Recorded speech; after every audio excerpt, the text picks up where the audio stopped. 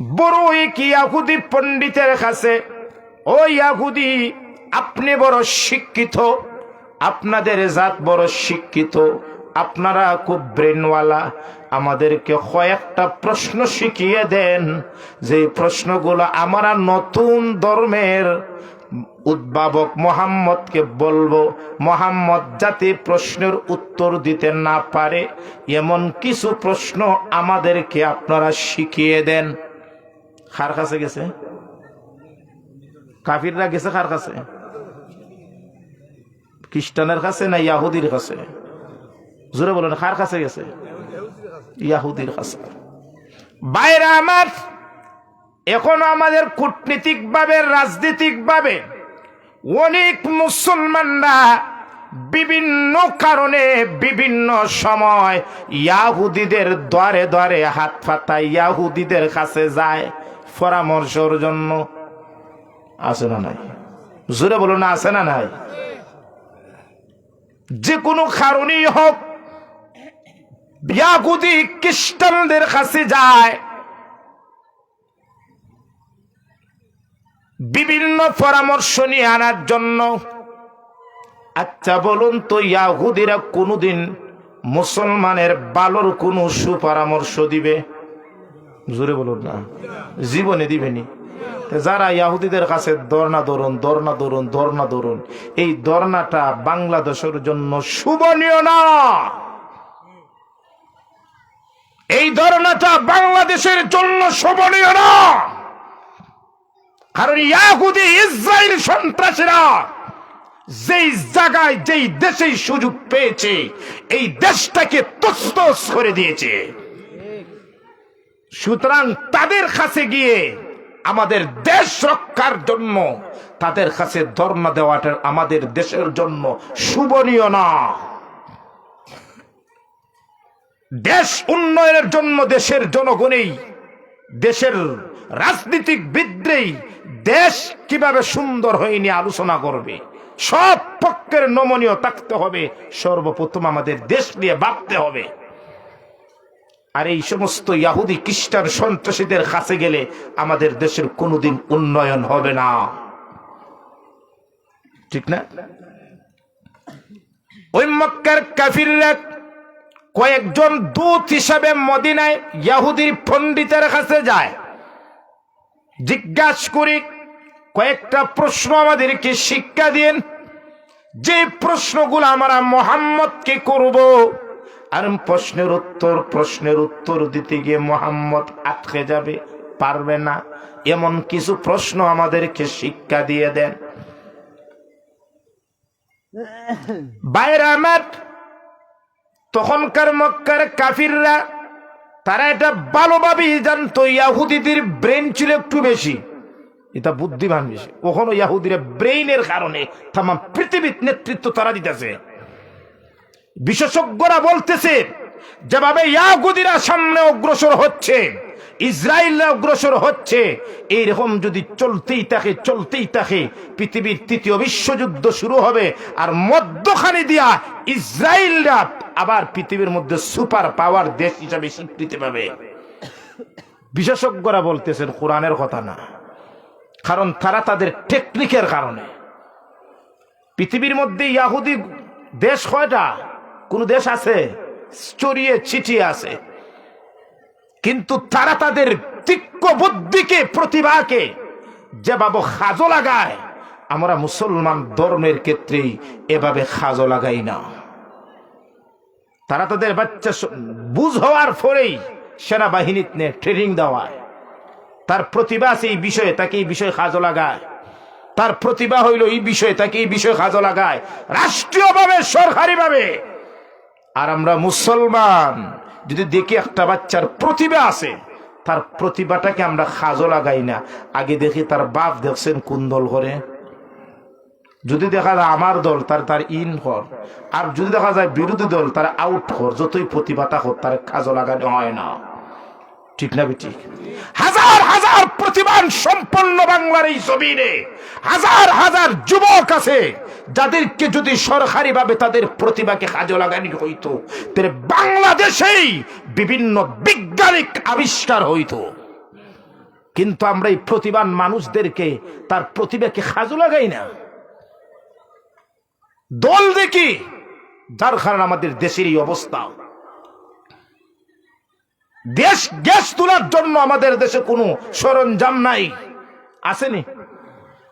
Gas তোলার জন্য কোনো সরঞ্জাম নাই আমাদের এই দেশে। আমার এমন দেশে বাস করি, প্রতিবানদেরকে অন্য অ্যাঙ্গেলে রেখে তাদেরকে বিনষ্ট করে দেওয়া হয়।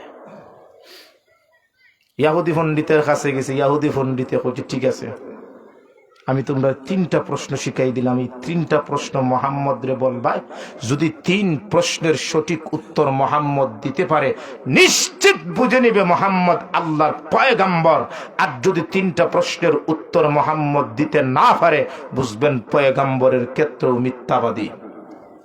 প্রশ্ন কটা শিখাই দিছে? জুড়ে বলুন কয়টা?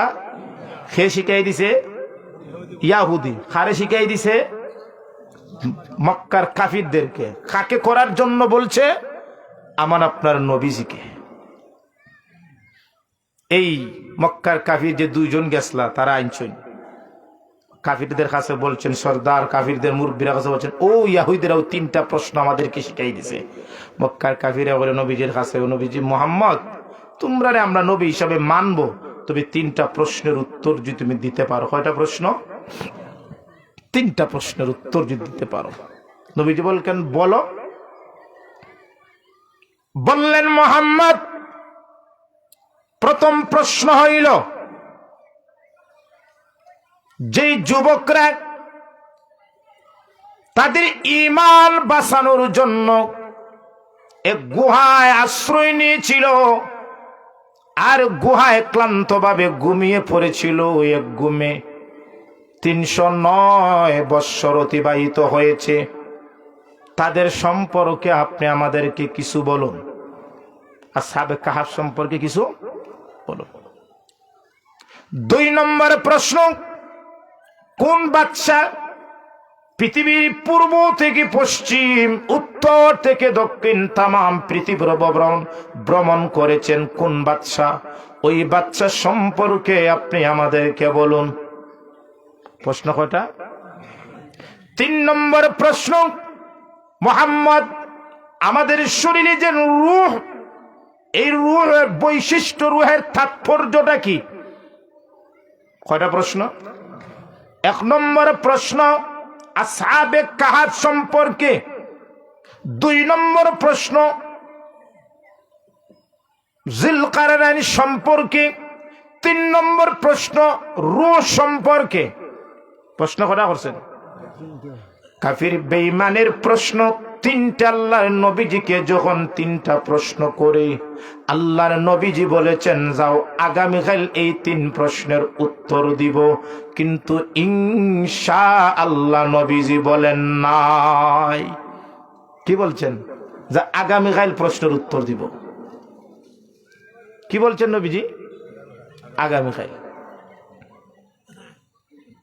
আগামীকাল সময় হয়, মক্কার কাফিররা নবীজির কাছে আসে, বলেন লগো নবীজি, নবীজি না মোহাম্মদ, তোমাকে 3টা প্রশ্ন করেছিলাম, 3 প্রশ্নের উত্তর দেওয়ার সময় হয়ে গেছে, আমরা আসছি 3 প্রশ্নের উত্তর নেওয়ার, জবাব পাওয়ার জন্য। নবীজি মনে মনে দুঃখিত, আমি বললাম আজ প্রশ্নের উত্তর দিয়ে দিব, কিন্তু আল্লাহ তো এখন পর্যন্ত জিবরাইলকে আমার কাছে প্রেরণ করেন নাই, আমি এই প্রশ্নের উত্তর আমি কিভাবে দেব? মক্কার কাফিররা নবীজিকে কটূক্তি করে নবীজিকে লজ্জা দিয়ে চলে যায়। শহর ওলি গলিতে, বাজারে, পথ হাটায়, প্রত্যেক জায়গায় আল্লাহর নবীর নবুয়তকে নিয়ে তারা প্রশ্নবিদ্ধ করে। মুহাম্মদকে প্রশ্ন করেছিলাম, একটি প্রশ্ন উত্তর দিতে পারে নাই। যদি মুহাম্মদ সত্যিকারের নবী হইতো প্রশ্নের উত্তর দিতে পারত, যেহেতু উত্তর দিতে পারে নাই, তার মানে মুহাম্মদ সত্যিকারের নবী নাই। এইদিকে আল্লাহর নবী সাহাবায়ে কেরাম আশ্চর্য হয়ে গেলেন, চিন্তিত হয়ে গেলেন। একদিন, 2 দিন, 3 দিন, 10 দিন হয়ে গেল, এখন পর্যন্ত আল্লাহ জিবরাইলকে পাঠিয়ে এই 3 প্রশ্নের উত্তর দেন নাই। আল্লাহর নবী কান্দেন, আল্লাহ আমি বলেছিলাম আগামীকাল উত্তর দিব, আজ প্রায় 15 দিন 14 দিন হয়ে গেছে, প্রশ্নের উত্তর নিয়ে জিবরাইল আসে নাই। 15 দিন যাবত জিবরাইল আমার কাছে কোনো দেখা সাক্ষাৎ হয় নাই। আল্লাহর কাছে যখন আল্লাহর নবী চিন্তিত অবস্থায়, খান্দনরত অবস্থায় আল্লাহর কাছে দোয়া করেন। 15 দিন পর্যন্ত ওহী বন্ধ ছিল।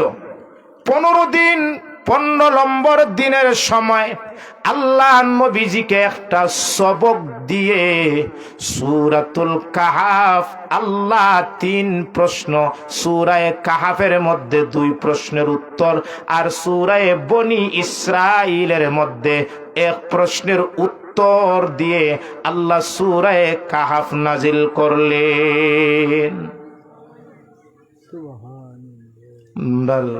মুহতামি শাহ হুজুর দামাত বরকাতুহু ভালো আছেন? মাশাআল্লাহ মাশাআল্লাহ। ঐতিহ্যবাহী দ্বীনি বিদ্যাপীঠ লামনিগ্রাম মাদ্রাসার সুনামধন্য মুহতামিম উস্তাদুল আসাতিজা শায়েখ আব্দুল জব্বার সাহেব দামাত বরকাতুহুম বারাকাল্লাহু ফি হায়াতিক হযরত আমাদের মধ্যে সভাপতির আসন উপবিষ্ট করেছেন। আল্লাহ যেন হযরতের হায়াত ও বরকত দেন, সবাই বলে আমিন। কয়দিন পরে ওহী নাজিল হইছে? 15 দিন। কেন 15 দিন আল্লাহ পর দিলেন? পরের দিন কেন উত্তর দিলেন না নবীজিকে জানিয়ে? জোরে বলুন না। নবীজি ইনশাআল্লাহ বলেন, আল্লাহ নবীজিকে একটি সবক দিক।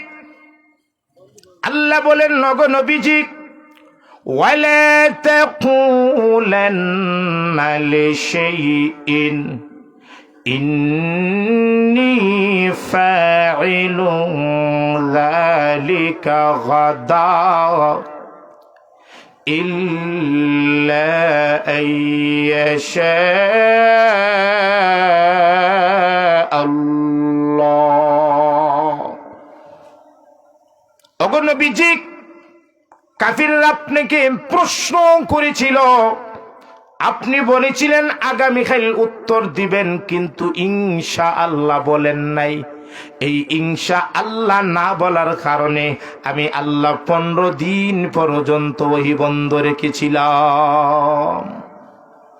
আল্লাহর নবীজিকে সবক দিয়ে বলেছেন, নগো নবীজি, যদি আগামীকাল কোনো জিনিস বা কোনো খাস করতে হয় বা বলতে হয়, অবশ্যই ইনশাআল্লাহ শব্দ বলে আপনি বলবেন।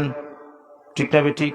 আর আমরা যদি কোনো কাজ সামনে করতে চাই, তাহলে কি বলতে হবে? ইনশাআল্লাহ আগামীকাল আমরা 3 দিনের তবলিগে বাড়িতাম, ইনশাআল্লাহ আগামীকাল আমরা এমুক কাজ করতাম। ইনশাআল্লাহ শব্দের মাধ্যমেই আমাদের জবান থেকে ভবিষ্যতের কোনো কাজ করার এই কল্পনা, এই কথা বের হইতো। ঠিক না ঠিক? না ইনশাআল্লাহ সারা, না ইনশাআল্লাহ সহ? ইনশাআল্লাহ সহ। যেই কাজের মধ্যে আল্লাহর ইনশাআল্লাহ শব্দ থাকবে, অবশ্যই কাজটা আপনার মাধ্যমে আল্লাহ করানোর ব্যবস্থা করে দিবেন। আর যদি ইনশাআল্লাহ না থাকে, তাহলে টাকা দিয়া পয়সা দিয়াও এই কাজটা আপনার দ্বারাতে করা সম্ভব হবে। এখন লন্ডনী ব্যক্তি, লন্ডন থেকে ঈদের আগে আসছে, খুব ধনী টেকাওয়ালা।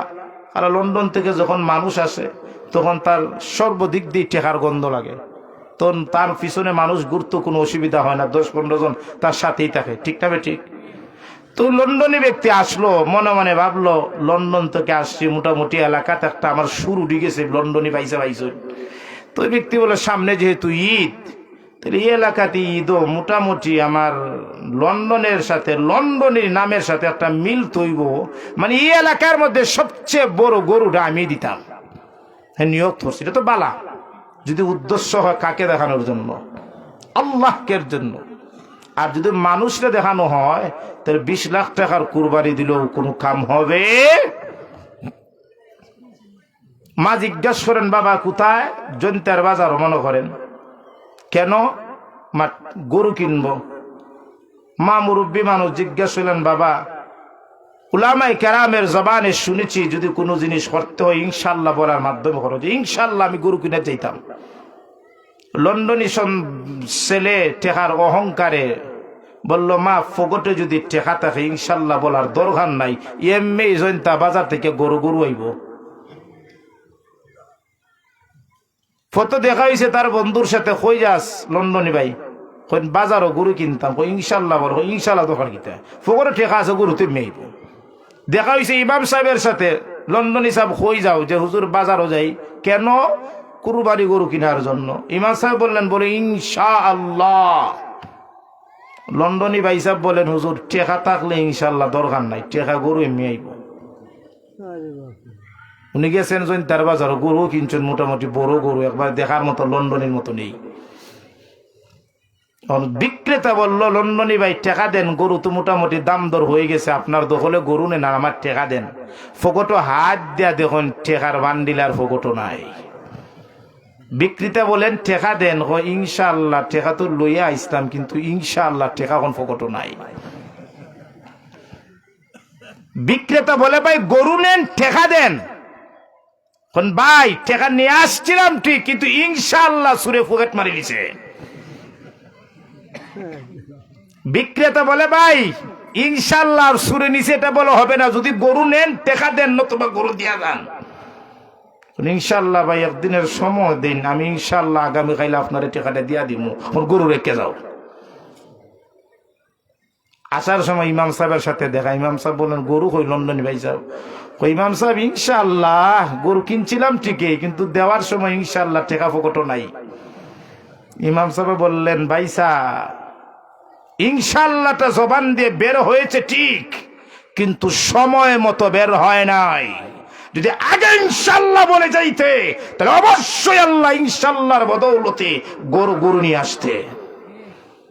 তাহলে মুসলমান যে কোনো জিনিস করতে গেলে অবশ্যই ইনশাআল্লাহ বলে করবেন, ঠিক না বেটি?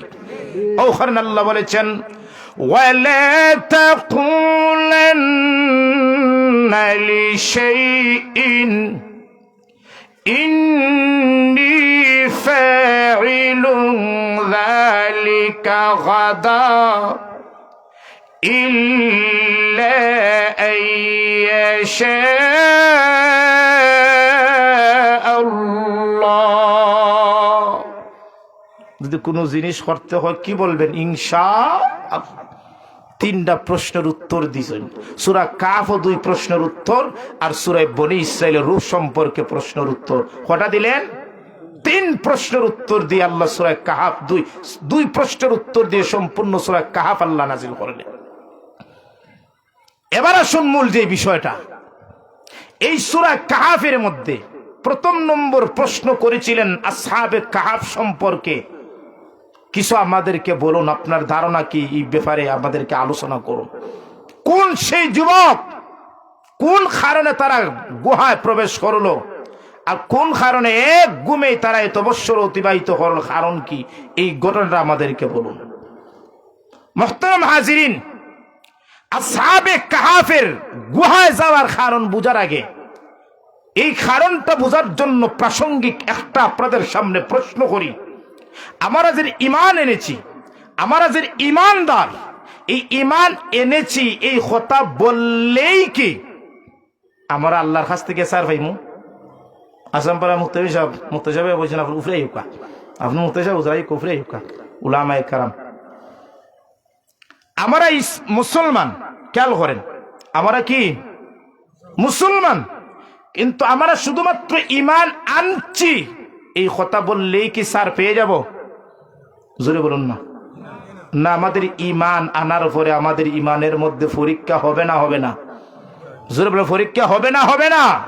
এই পরীক্ষায় যারা পাস করবে, উত্তীর্ণ হবে, তারাই আল্লাহর কাছে বিশ্বাসী বলে দাবিত হবে। আর এই পরীক্ষায় যারা উত্তীর্ণ হবে না, তারাই নাকাম হবে। ওখানে আল্লাহ বলেছেন, আরে মুসলমান, মানুষকে এই কথা ধারণা করে, এই কথা বলে যে আমরা ঈমান আনছি, আর এই কথায় তাদেরকে ছাড় দেওয়া হবে, তাদেরকে পরীক্ষা নেওয়া হবে না, এটা কি মানুষের ধারণা করে? এটা কি মানুষের ধারণা করে? পবিত্র কোরআন সূরা আনকাবুতের মধ্যে আল্লাহ এই কথাটা বলেছেন, আলিফ লাম মিম আহাসিবান নাসু আইয়ুতরাকু আইয়াকুলু আমান্না ওয়া হুম লা ইফতানুন। মানুষ কি কথা ধারণা করে এই কথা বলে যে আমরা ঈমান আনছি, আর এই কথা বললে আল্লাহ আমাদেরকে ছেড়ে দিবেন আর লা ইফতানুন, আমাদেরকে পরীক্ষা করা হবে না। আল্লাহ বলেন না, এই ধারণাটা ঠিক না। ওয়ালাকাদ ফাতান্নাল্লাযীনা মিন ক্বাবলিহিম, আমি আল্লাহ তোমাদের অতীতেরদেরকে আমি আল্লাহ পরীক্ষা নিয়েছি, সুতরাং তোমাদেরকেও পরীক্ষা নেব। যারা পরীক্ষায় উত্তীর্ণ হবে তাদের ঈমানটা তাদের জন্য দুনিয়া আখিরাতের মধ্যে সাফল্যমণ্ডিত হবে। ঠিক না বেঠিক? এবার আসুন, এই ঈমানের উপরে পরীক্ষা হবে। কোন সময় ঈমানের উপরে পরীক্ষা আল্লাহ নেবেন বেঈমান কাফিরের বিরুদ্ধে জিহাদ করার মাধ্যমে। ঠিক না বেঠিক? কোন সময় আপনার আমার ঈমানের উপর আল্লাহ পরীক্ষা নেবেন যে বেঈমান কাফিরের বিরুদ্ধে পরীক্ষা করার মাধ্যমে। আল্লাহর নবী বদর, উহুদ, খন্দক অনেক যুদ্ধ এই কাফির বেঈমানের বিরুদ্ধে দুনিয়া থেকে সন্ত্রাসকে মিটানোর জন্য নবীজি হাতে তলোয়ার নিয়েছেন। নবীজির এই ডাকে, জিহাদের ডাকে অনেক সাহাবায়ে কেরাম কাফিরের বিরুদ্ধে জিহাদ করেছেন। সুতরাং এমন কোন পরিস্থিতি যদি পৃথিবীর মধ্যে আসে, ঈমানের পরীক্ষার জন্য বেঈমান কাফিরের বিরুদ্ধে হাতে তলোয়ার নিতে হয়, তাহলে ঈমানের দাবি হইল প্রয়োজনে আমাদের হাতেও তলোয়ার নিয়ে এই সমস্ত সন্ত্রাসীদেরকে দুনিয়া থেকে বিদায় করে দেওয়া। ঠিক না বেঠিক? বর্তমান মনে এখন ফিলিস্তিন নিরহ মুসলমানদের উপর সন্ত্রাসী ইসরায়েলরা আক্রমণ চালাইতেছে। ন্যায্য আক্রমণ না অবৈধ আক্রমণ? অবৈধ আক্রমণ। ফিলিস্তিনের ভূখণ্ড দখল, মসজিদে আকসারে দখল, ফিলিস্তিনের এই গাজা এবং পশ্চিম তীর থেকে মুসলমানদেরকে সরাইয়া ফিলিস্তিন ভূখণ্ডরে ইসরায়েল রাষ্ট্র স্বীকৃতি দেওয়ার জন্য তারা যে সন্ত্রাসী কার্যক্রম চালাইতেছে, এই দেশ মসজিদে আকসা রক্ষার জন্য বর্তমানে ফিলিস্তিন সহ আশেপাশে চতুর্পার্শ্বে দেশের মানুষের জন্য জিহাদ ফরজ হয়ে গিয়েছে, এই কাফির ইসরায়েলের বিরুদ্ধে জিহাদ করার জন্য। সুতরাং ঈমানের পরীক্ষা হিসেবে প্রয়োজন আমাদেরকে হাতে তলোয়ার নিয়ে তাদের বিরুদ্ধে জিহাদ করতে হবে না? হবে না? এটা ঈমানের পরীক্ষা।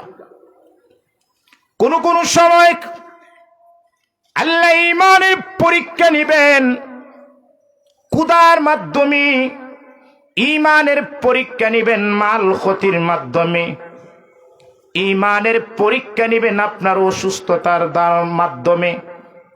কোন কোন সময় আল্লাহ আপনার ঈমানের পরীক্ষা নেবেন আপনাকে জেল হাজতে পড়ার মাধ্যমে। এই সমস্ত বিষয়ে যখন পরীক্ষা হবে, এর উপরও যদি আপনি ইস্তেকামত থাকতে পারেন, ঈমানের পরীক্ষায় যদি আপনি সাফল্যমণ্ডিত হতে পারেন, আপনার দুনিয়ার এই ঈমানে আপনাকে দুনিয়া আখিরাতের মধ্যে সাফল্যমণ্ডিত করবে। কোন কোন সময় ঈমানের কারণে আপনাকে নিজের দেশ থেকে হিজরত করে আরেক দেশে যেতে হবে। আল্লাহর নবীর জন্ম মক্কায়, নবীর রওজা মুবারক মদিনায়। কাফির বেঈমানের অত্যাচারে নির্যাতিত হইয়া আল্লাহর নবী মক্কা ভূমি ছাইরা মদিনায় গিয়েছিলেন ঈমানের পরীক্ষার কারণে। ঠিক না বেঠিক? গেছেন না? গেছেন না? গেছেন। সুতরাং আমাদেরও যদি এমন কোন পরিস্থিতির সম্মুখীন হয় যে নিজের ঈমানকে বাঁচানোর জন্য, নিজের ঈমানের হেফাজতের জন্য যদি হিজরত করতেই হয়, তাহলে আমরা ঈমানের পরীক্ষায় আমরা হিজরত করতে রাজি আছি না নাই? জোরে বলুন, আছি না নাই? ভাইয়ের আমার, এই ইতিহাস ঈমানের জন্য নিজের মাতৃভূমি ছেড়ে অন্য জায়গায় গিয়েছেন নিজের ঈমান আমলটা সংরক্ষণ করার জন্য। এর উত্তম এর সুজ্জ্বল একটা দৃষ্টান্ত হইল সাবেক কাহাফের যুবকরা। আসহাবে কাহাফের 7 যুবক, যে যুবকরা নিজের আরাম আয়েশ রাজ দরবার নিজের দেশ ছেড়ে একমাত্র ঈমানের দাবিতে তারা তাদের দেশ ছেড়ে গুহার মধ্যে আশ্রয় নিয়েছিল, না অন্য কোনো কারণে, একমাত্র ঈমানের কারণে। রোম দেশের দাকিয়ানুস জালিম বাদশা মূর্তি পূজা করত, মানুষদেরকে মূর্তি পূজার প্রতি দাবিত করত জবরদস্তির মাধ্যমে। যদি কেউ মূর্তি পূজা করতো না, 2 অপশন ছিল বাচ্চার কাছে। তুমি মূর্তি পূজা করতাই না, জল্লাদের মাধ্যমে শিরুচ্ছেদ করা হতো। আর মূর্তি পূজা করবায় রাষ্ট্রীয়ভাবে তোমার সম্মান দেওয়াইব, তোমার নিরাপত্তা দেওয়াইব। অপশন কয়টা? 2টা অপশন।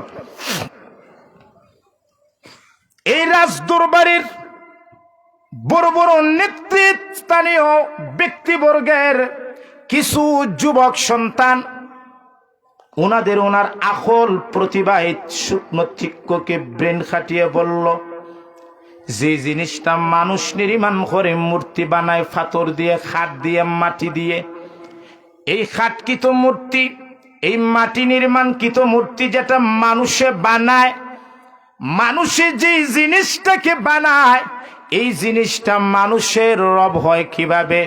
ওই 7 যুবকের মাথায় এটা প্রশ্ন জাগে। ঠিক না বেটি? আপনি যেটা বানাইছেন এটা আপনার মনি হইব নি? এটা তো আপনি বানাইছেন। যদি মনি ওই তাহলে আপনি ওইটাই মূর্তির মালিক, মূর্তির রব। ওই 7 যুবক তাদের সূক্ষ্ম প্রতিভাকে, তাদের এই সৃজনশীল বুদ্ধিটাকে কাজে লাগিয়ে বললেন, বাদশাহ যে মূর্তির প্রতি আমাদেরকে সেজদার জন্য, মূর্তিকে রব মানার জন্য আমাদেরকে জোর জবরদস্তি করতেছে রাষ্ট্রীয়ভাবে, এটা তো আমাদের ব্রেন, এটা তো আমাদের আকলে ধরে না। মূর্তি কিভাবে আমাদের রব হবে? আমাদের রব তো তিনি যিনি আসমান জমিনের মালিক। আমাদের রব তো তিনি যিনি পাহাড় সৃষ্টি করেছেন, আমাদেরকে সৃষ্টি করেছেন, উনি আমাদের রব। মূর্তি কোনদিন আমাদের রব হতে পারে না, পারেনি। বাদশার খানো যখন যায়, জাসুসের মাধ্যমে যখন বাদশার খানো যায়, বাদশা আপনি রাষ্ট্রীয়ভাবে, রাষ্ট্রীয় সংবিধান অনুযায়ী ধর্ম হইল মূর্তি পূজারে রব মানতে হবে, মূর্তিকে সেজদা দিতে হবে। কিন্তু আপনার এই সংবিধানকৃত এই দেশে কিছু যুবক আছে, যেই যুবকরা আপনার এই সংবিধানকে মানে না, আপনার এই ধর্মে আপনার এই মূর্তিকে রব মানে না, তারা আরেক ধর্মের অনুসারী। বাদশা বললেন তাদেরকে নিয়ে আসো। ওই যুবকদেরকে বাদশার দরবারে নিয়ে আসা হলো। বাদশা দেখলেন যুবক, সবগুলো যুবক নতুন যুবক যৌবনে পদার্পণ করেছে। বাদশা বললেন, ওরে যুবক, আমার অপশন 2টা হতো, শিরুচ্ছেদ নতুবা আমার সংবিধানকৃত ধর্ম পালন করতে হবে। আমি বাদশা তোমাদেরকে আমার বাদশার বিশেষ ক্ষমতার বলি তোমাদেরকে কয়েকদিনের সুযোগ দিলাম।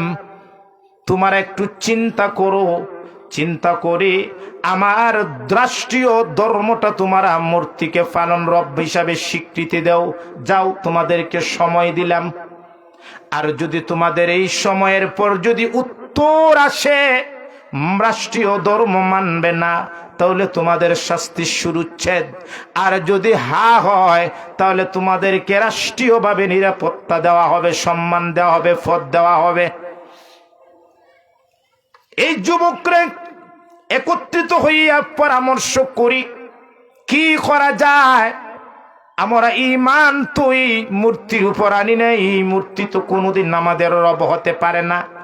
আমাদের রব তো একমাত্র আল্লাহ, যিনি আসমান জমিন আমাকে আল্লাহ সৃষ্টি করেছেন, উনি আমাদের রব। যদি বাদশার বই যদি মূর্তিকে রব মানে, তাহলে এটা আমাদের ঈমান হবে না, এটা বেঈমানের আলামত হবে। এটা কোনো ঈমানদারের জন্য শোভা পায় না। ঈমানদার তো তারাই যারা সব পরিস্থিতিতে তাদের ঈমানের উপর ইস্তেকামত থাকে। আমরা যুবক একমাত্র ঈমান এনেছি আল্লাহর উপর। যদি ঈমানের জন্য আমার গলা দেহ থেকে বিচ্ছিন্ন হয়ে যায়, এরপরও ঈমান থেকে আমরা কখনো বিচ্ছিন্ন হতে পারবো না।